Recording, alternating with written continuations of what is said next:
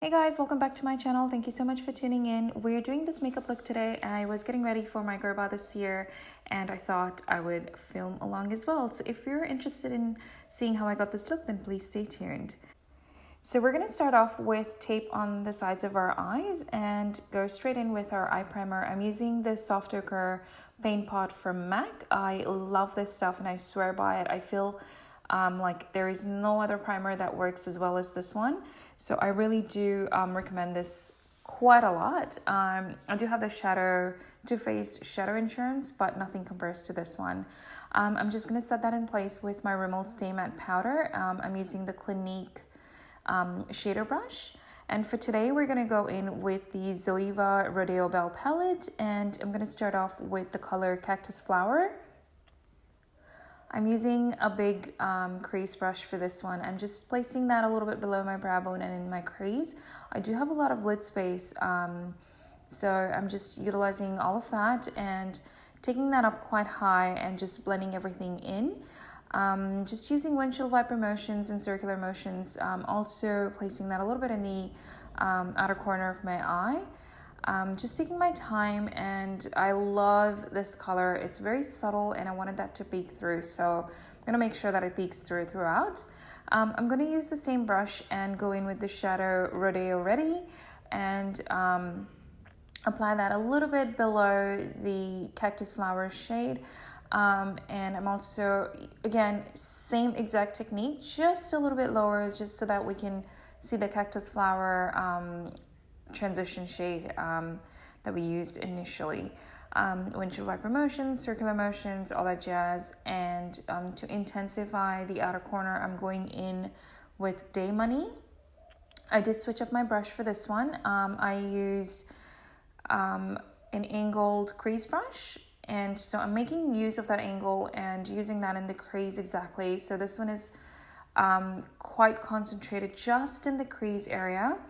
And I'm using like a flat edge to sort of place the color, and in order to blend that shadow into my crease, I'm just bringing that in ever so slightly. I'm just using the tip of the brush to do that. We just want a minor transition, but if you do place that all over your eyelids, don't worry, because we're going to cut the crease with concealer, so you don't have to be so precise, but you just want to make sure that the color stays a little bit below the crease.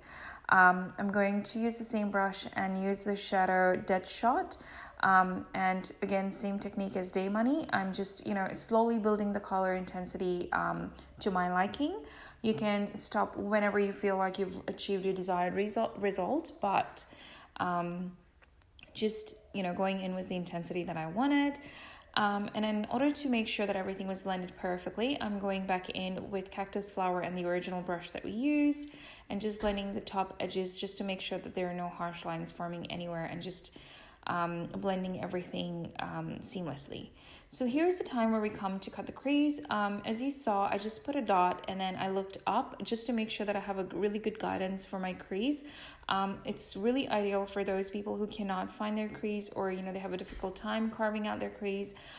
For me, I feel like the shadow transfer is quite high when I cut the crease according to my thinking or my understanding of the crease. So I did this and I feel like I got the perfect outcome for the shadow.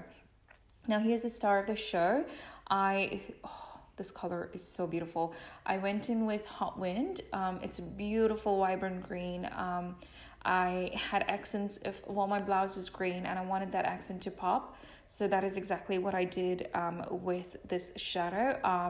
I used a really tiny, tightly packed shader brush. It's synthetic and just didn't wet it or anything. But because we had the concealer as our base, it kind of adhered the color really well. And I just took my time in making sure that the line, like it was a crisp edge, because that's what I was going for. And I'm just going to intensify the outer corners since we might have lost a little bit of the color.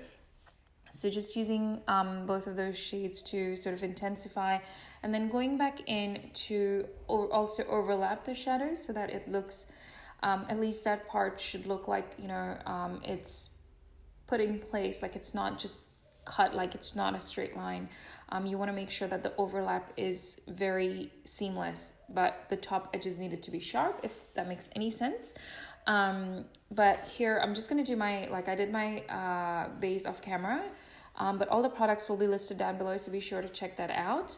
But I thought I'd include the rest of the makeup. So I'm using the Zoeva Contour Spectrum palette, and just using the bronzer from that to apply that, you know, in the usual places. And I used my Sonia Kashuk bronzer brush. Sonia Kashuk stippling brush. I cannot find any other brush which would diffuse my bronzer as well as this one does.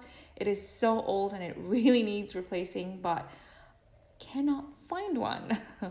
But I use the palette for both bronzer and contour. I'm still trying to get a feel for the contour. I'm not sure how I feel about it still, but you know, well, I think I needed a heavy-handed with this one. So yeah, just placing that in the hollows of my cheekbones, a little bit on my forehead, temples, and my jawline. And obviously we need to cover that double chin because I've put on weight. So frustrating. But anyways, yeah, so for my nose, I'm using the e.l.f. crease brush, and I'm just carving out my nose. I don't usually do such a harsh contour, but I feel like this was such a glam makeup look that it called for it. Loved it. But I am definitely going to diffuse this a little bit because I feel like it was a little too harsh. So just, there's nothing on this brush. I'm just blending it out and just kind of diffusing and softening the edges. And I am definitely going to clean up a little bit below my contour. I'm just using the Rimmel Stay Matte Powder with that same brush. It's the e.l.f. Powder brush. And just blending out all of that out. For my blush, I used my NYX blush in Mauve.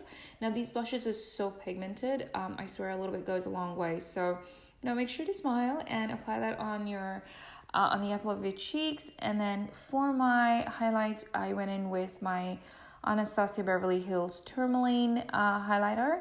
And I'm using the fan brush for this one. Just in the usual like high points of the face. For my Cupid's bow though, I decided to use my fingers because I feel like no brush gives me that intensity that I want. So I get that on my nose, bridge of my nose, and everywhere else. But for my like Cupid's bow, I have to use my ring finger for it. And I'm going to set everything in place with my Fix Plus. And while I wait for that to dry, I'm going to come back in with the eyeliner on as well. So I used my Maybelline Master Precise eyeliner. And then we're going to go ahead and finish the lower lash line. So went in with Rodeo Ready. Just using a small crease brush for that one. And I'm also bringing in Cactus Flower just a little bit below the Rodeo Ready. I also lined my inner waterline with, I tight-lined and my, used my CoverGirl Point Plus eyeliner pencil for tight lining and on my waterline both. And then I'm going in with the darker shades for my, very, very close to my lash line. So I think I used Day Money and Deadshot, both of them. And then for my inner corners, I went in with Hot Wind. I felt like that tied the look in perfectly. For my brow bone highlight, I am going in with, I think it's called Early Sunrise. So the first shadow in the palette, and just placing that right below my brow bone.